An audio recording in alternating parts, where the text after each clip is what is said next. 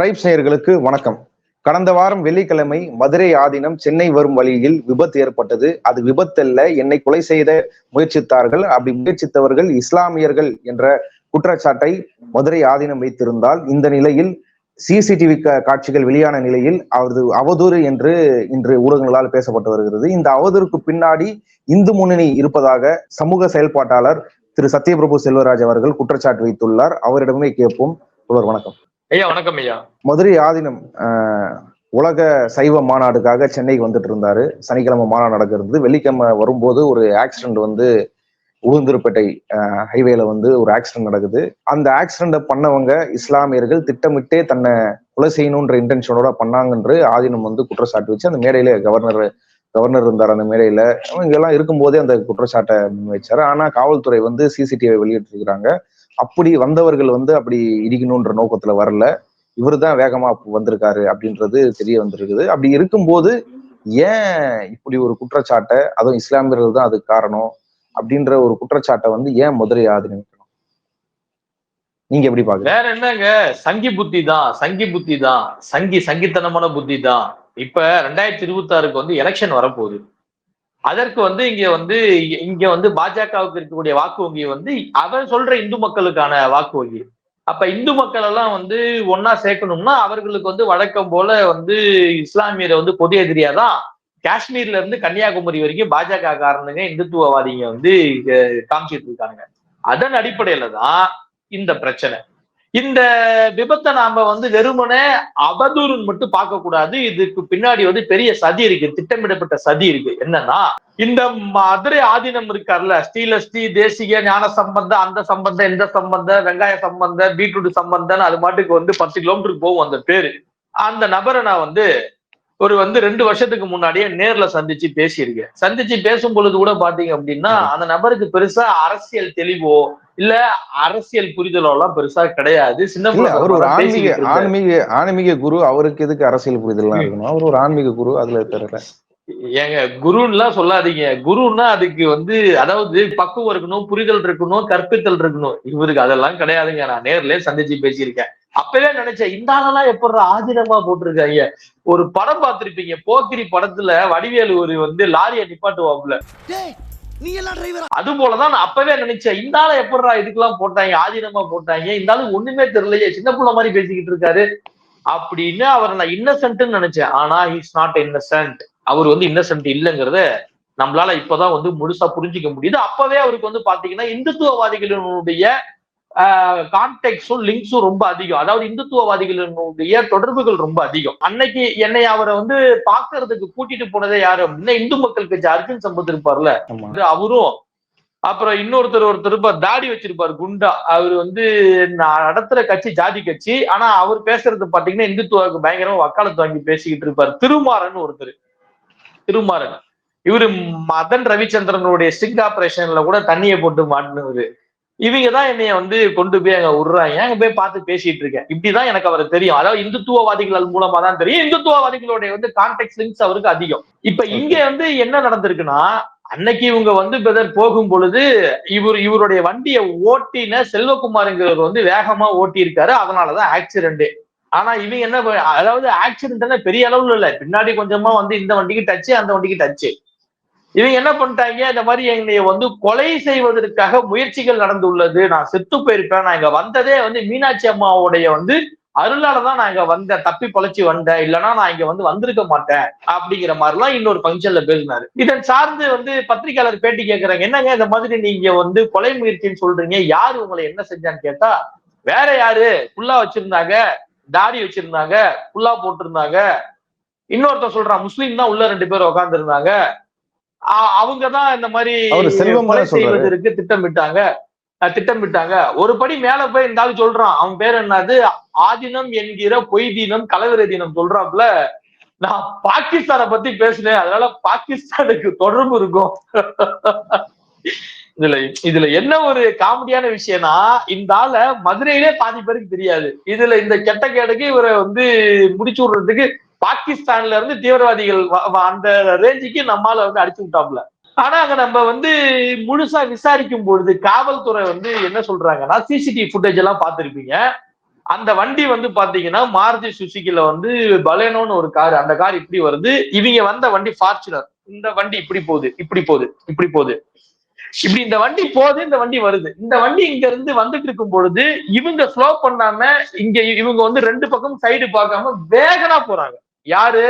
ஆதீனம் பயணம் செஞ்ச காரு. அப்ப இந்த காரினுடைய வந்து பின்பகுதியில இப்படி வந்துங்க டச் ஆகுது. இது வந்து யதார்த்தமா நடந்த விபத்து. இது வந்து ஆதீனத்தினுடைய கார் ஓட்டிய செல்வகுமாரின் கவனக்குறைவால அவரு அதிவேகமா ஓட்டிட்டு வந்ததுனாலதான் அந்த விபத்து நடந்துச்சு அப்படின்னு காவல்துறை சிசிடிவி ஃபுட்டேஜ் எடுத்து தூக்கி போட்டு இவங்க அவதூறு பரப்புறாங்க அப்படின்னு ஃபுல் ஸ்டாப் வைக்குது ஒரு பக்கத்து. இப்ப நாம அங்க விசாரிச்சா என்ன வந்து தெரியுதுன்னா, இந்த கார் ஓட்டின செல்வகுமார் ஒன்னும் டிரைவர் கிடையாதுங்க. ஆதீனத்துக்கான டிரைவர் கிடையாது. அவன் யார் அப்படின்னா அவனுடைய பின்புலம் வந்து பயங்கரமான கலவர அங்கங்களை கொண்டதாக இருக்கு. எப்படின்னா, இதற்கு முன்னாடி நீங்க பார்த்திருப்பீங்க திருப்பரங்குன்றம் பிரச்சனை. அந்த பிரச்சனைக்கு மூல காரணமே இந்த செல்வகுமார் கூட சேர்ந்த அரசுன்னு ஒருத்தன். இவனுக்கு ரெண்டு பேரும் சேர்ந்துதான் இந்த திருப்பரங்குன்ற பிரச்சனையே பெரிய இஷ்யூவாக பார்த்திருக்கானுங்க. அதற்கப்புறம் நம்ம போன்றவங்க எல்லாம் அங்க என்ன பத அவங்களுக்கு என்ன ரோல் இருக்கு திருப்பரங்குன்ற இஷ்யூல?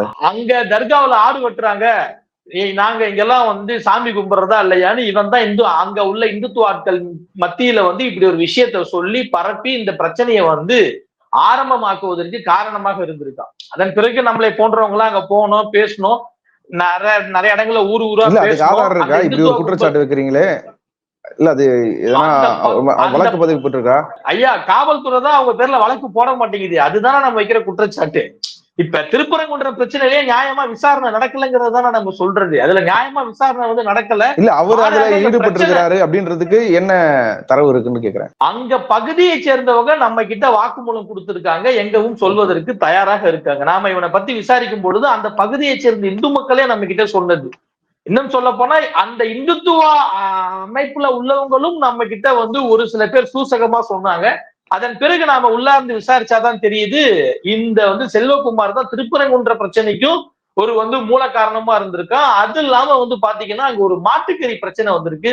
அந்த பிரச்சனைக்கும் இவன் தான் வந்து ஆரம்ப புள்ளியா இருந்து அந்த மாட்டுக்கறி தொடர்பான பிரச்சனையை வந்து கிளப்பி விட்டதுல இவனுக்கும் வந்து பங்கு இருக்குன்னு சொல்றாங்க. இப்படி மதுரையை சுத்தி மதுரையில நிறைய மதம் சார்ந்த பிரச்சனைகள்ல இவனுடைய வந்து பெயர் அடிபட்டிருக்கு. இப்படிப்பட்டவனுக்கு காவல்துறை பாதுகாப்பு கொடுத்து திரும்ப அந்த பாதுகாப்பு வந்து வாபஸ் வாங்கியிருக்காங்க. பிஎஸ்ஓன்னு சொல்லுவாங்க, எஸ்கார்ட்னு சொல்லுவாங்க, அதை கொடுத்து வாபஸ் வாங்கியிருக்காங்க. இதுதான் இந்த வந்து செல்வகுமாரோட பின்னணி. எல்லாத்துக்கும் மேல இந்த வந்து செல்வகுமார் யாரு அப்படின்னா இந்து முன்னணியில வந்து முன்னாள் மாவட்ட செயலாளரா இருந்திருக்காரு. அதன் பிறகுதான் இந்த வந்து ஆதீனத்துக்கிட்ட பிஏவா, டிரைவரா, பாடி கார்டா, எஸ்கார்ட்டா, பொலிட்டிக்கலா எல்லா விதத்துக்கும் பலமாக இந்த ஆதீனத்துக்குள்ள சேர்ந்து டிராவல் பண்ணிக்கிட்டு இருக்கான். இப்ப இதுதான் இவங்களுடைய பின்புலம். இந்த ஆதீனத்துக்கும் இந்த செல்வகுமாருக்கும் பின்னாடி ஒருத்தருடைய போட்டோ இருக்கும். அந்த பையன் பேர் வந்து சந்தோஷ்குமார். அந்த பையன் வந்து இந்து இளைஞர் எழுச்சி பேரவை அப்படிங்கிற ஒரு வந்து அமைப்பை வந்து நடத்திட்டு வர பையன். அது மட்டும் இல்லாம நீங்க அந்த ஆதீனத்தோட கையில பார்த்திருப்பீங்க, RSS ஓட டேக் ஒண்ணு இருக்கும். அது வந்து ராக்கின்னு சொல்லுவாங்க. ரக்ஷா பந்தன் சமயத்துல வந்து கட்டுற ஒரு ராக்கின்னு சொல்லுவாங்க. அந்த கயிறு வந்து இந்தியா முழுக்க, உலகம் முழுக்க யார் யார் கையிலெல்லாம் அந்த கயிறு இருக்கோ இவர்கள் அனைவரும் சங்கத்தை சார்ந்தவர்கள், இவர்கள் அனைவரும் சங் பரிவாரர்கள், இவர்கள் அனைவரும் இந்துத்துவவாதிகள் அப்படின்னு தங்களை வெளிப்படுத்திக்கிறதுக்காக கட்டப்பட்ட கயிறு தான் அந்த கயிறு. இந்தியா முழுக்க, உலகம் முழுக்க இந்த கயிறை யார் கட்டினாலும் இதுதான் குறியீடு. இல்ல இப்ப ஆதீனத்துக்கும் இல்ல அவர் கூட இருந்த 2 பேருக்கும் இந்து முன்னணி RSS தொடர்பு இருக்குன்னு நீங்க சொல்ல வர்றதுக்கும் இதுக்கு பின்னாடி இந்து முன்னணி கலவரம் செய்ய முயற்சி பண்ணுது அப்படின்றதுக்கும் என்ன பொருத்தம்? எப்படி அதை பொறுத்துறீங்க? ஒரு சாதாரண விபத்து. அந்த விபத்துல இவங்க பாக்குறாங்க அந்த கார்ல இருந்தவங்க 2 பேர் முஸ்லீம். அப்ப இத வந்து என்ன பண்றாங்க, திட்டமிட்டு ஐயையோ இந்துக்கு ஆபத்து இல்ல, இந்து சமயம் சார்ந்த சமயம் சார்ந்த ஒரு வந்து பெரிய ஆன்மீகவாதியான ஒரு சாமியாரான இந்த வந்து மதுரை ஆதீனத்துக்கே பாதுகாப்பு இல்ல. இதற்கு யாரா காரணம்னா முஸ்லிம்க தான் காரணம். இந்த நாட்டுல நம்மளால வாழ முடியல. இது இந்தியாவா பாகிஸ்தானா? நாமெல்லாம் இந்த நாட்டுல இருக்கலாமா? இந்துக்கள் இங்க வந்து அனாதையாக இருக்கும். இங்க இருக்கக்கூடிய வந்து திராவிட ஆட்சினாலும் நமக்கு வந்து பாதுகாப்பு இல்ல, இந்துக்களுக்கு பாதுகாப்பு இல்ல. அப்ப இந்துக்களே சிந்திச்சு பாருங்க, இந்த ஆட்சியும் இங்க வந்து திராவிடம் பேசுறவங்களும் இந்துக்களுக்கானவர்கள் கிடையாது, அவர்கள் வந்து இஸ்லாமியர்களுக்கானவர்கள். அப்ப நீங்க எல்லாம் பாஜக ஆட்சிக்கு வந்தாதான், பாஜக கூட்டணி ஆட்சிக்கு வந்தாதான் நாமளால இங்க வந்து இந்துக்கள் பாதுகாப்பா இருக்க முடியும் அப்படின்னு ஒரு அஜெண்டாவை செட் பண்றதுக்காக திட்டமிட்டு மத கலவரத்தை, மத மோதலை, இன்னும் சொல்ல போனால் அதாவது இரு பிரிவினரிடையே மத கலவரத்தை, சண்டையை உருவாக்க வேண்டிய சூழ்நிலையை உருவாக்குற வேலையை தான் இவனுங்க பார்த்திருக்காங்க. இந்த ஆக்சிடென்ட் அவங்களே திட்டமிட்டு இருக்க முடியாது, இது ஏதாச்சும் தான் நடந்தது. அதாங்க எதர்ச்சியா நடந்த ஆக்சிடென்ட் தான். ஆனா கார்ல பார்த்தா 2 முஸ்லீம். அப்ப கண்டென்ட் கிடைச்சிருச்சு. அப்ப நாம யாரு, இந்து சாமியாரு, அப்ப அந்த கார்ல முஸ்லீம். அப்ப அவங்க வந்து வேணும்னே திட்டமிட்டு ஆதீனத்தை கொலை செய்ய பார்த்துட்டாங்க. இவர் இந்து சாமியாருங்கிறதுனால முஸ்லிம்ஸ் பண்ண பார்த்துட்டாங்க. இதுக்கு முன்னாடி பாகிஸ்தான் தீவிரவாதிகள் இருக்காங்க, இதுக்கு முன்னாடி அங்க தீவிரவாதிகள் இருக்காங்க, இங்க வந்து இந்துக்களுக்கு பாதுகாப்பு இல்ல அப்படிங்கிற ஒரு அஜெண்டாவை செட் பண்ணி பரப்ப ஆரம்பிச்சானுங்க. இதனை வெறுமனே அவதூறாக மட்டும் பார்க்க கூடாது, கலவரத்தை உண்டாக்கும் நோக்கத்துல ஒரு மாபெரும் சதி திட்டம் தீட்டப்பட்டிருக்கு அப்படின்னு நான் சொல்ல வரேன். ஓகே, அப்ப இதுல வந்து இந்து முன்னணி இல்ல RSS ஓட அமைப்போட அவங்களோட பின்னணி எதனா இருக்கான்றத காவல்துறை விசாரணைக்கணும்னு சொல்ல வரீங்களா? விசாரணை இருக்குங்கிற, செல்வகுமார் இருக்காங்கிற. மதுரையில போய் இந்த வந்து செல்வகுமாரை பத்தி மக்கள்கிட்ட விசாரிச்சு பாருங்க. அவங்க இந்த ஆளை பத்தி சொல்லுவாங்க, இந்த ஆளுடைய வந்து ஹிஸ்டரி வரலாறு எடுத்து சொல்லுவாங்க. இதுல நீங்க பாத்திருப்பீங்க, ஆதீனம் பேசுறது உள்ள இந்த ஆள் தான் அதிகமா பேசுவாப்ல மைக்ல. இந்த மாதிரி முஸ்லிம்ஸ் வந்தாங்க, இப்படி நடந்துருச்சு அப்படி நடந்துருச்சுன்னு ஒரு விஷயத்தை இம்ப்ளிமெண்ட் பண்ணுவாப்ல. ஆதீனத்தை மீறி இன்ஃபுளுன்ஸ் பண்ணுவாப்ல. இந்த பிரச்சனையை வந்து இன்ஃபுளுன்ஸ் பண்ணுவான் அந்த ஆளு. நான் வந்து சதி இருக்கு, சந்தேகம் இருக்குன்னு சொல்லவில்லை. இந்துத்துவ கும்பலுடைய திட்டமிடப்பட்ட சதி தமிழ்நாட்டுல பொது அமைதிக்கு வந்து குந்தகம் விளைவிக்கிறதுக்காக ஏற்பட்ட ஒரு விஷயம். இதனை வந்து உண்டாக்கியது இந்துத்துவ கும்பல் தான். சட்டப்படி நான் சொல்றேன், இதுல வந்து இரு பிரிவினரிடையே கலவரத்தை உருவாக்குதல், மத கலவரத்தை உருவாக்குதல், பொது அமைதிக்கு குந்தகம் விளைவித்தல், அவதூறு பரப்புதல் போன்ற உள்ளிட்ட பிரிவுகள்ல அந்த ஆதீனம் கூட இருந்தவங்க, முக்கியமா அந்த செல்வகுமார், சந்தோஷ்குமார், இவனுங்க பேர்ல எல்லாம் இப்படிப்பட்ட பிரிவுகளை வழக்கு பதிவு செஞ்சு குண்டர் சட்டத்துல இல்லைன்னா தேசிய பாதுகாப்பு சட்டத்துல கைது செய்யணும்னு சொல்லுவேன் நான். அப்படின்னாதான் ஒரு பெரிய பாடமா இருக்குன்னு சொல்லுவேன். நீங்க இந்த விஷயத்துல நீங்க வந்து ரொம்ப மேம்போக்கா இல்ல ரொம்ப வந்து மெத்தன போக்கா, அசால்ட்டா, ஒருதலை பட்சமா இந்த வந்து தமிழக அரசோ இல்ல இங்க இருக்கக்கூடிய காவல்துறையோ இருந்தால் தமிழ்நாட்டை பெரிய சிக்கல்ல போய் விட்டுருவானுன்னு சொல்ல வரேன். 2026 எலெக்ஷன் வருது. அதற்கு மாசம் ஒரு வந்து கண்டென்ட் ரெடி பண்ணுவானுங்க, கிடைக்கிற கேப்ல எல்லாம் ஆஃப் படிப்பானுங்க. நாம மட்டும் தெளிவா இல்ல, நாம மட்டும் எச்சரிக்கையா இல்ல, அதுவும் இப்ப நடந்த இந்த விஷயத்துல உரிய நடவடிக்கையை நாம எடுக்கலன்னா தமிழ்நாட்டை அதாவது வந்து குட்டிச்சோர் ஆக்கிடுவானுங்க. மிகப்பெரிய கலவரத்தை கொண்டு வரதுக்கான வழியை வந்து கொண்டுட்டு வந்து விட்டுருவானுங்க. இப்ப இந்த ஆதீனம் வந்து முழுக்க இந்துத்துவவாதிகளுடைய கட்டுப்பாட்டுல இருக்கான். இவனுங்க அங்கதான் இருக்கானுங்க.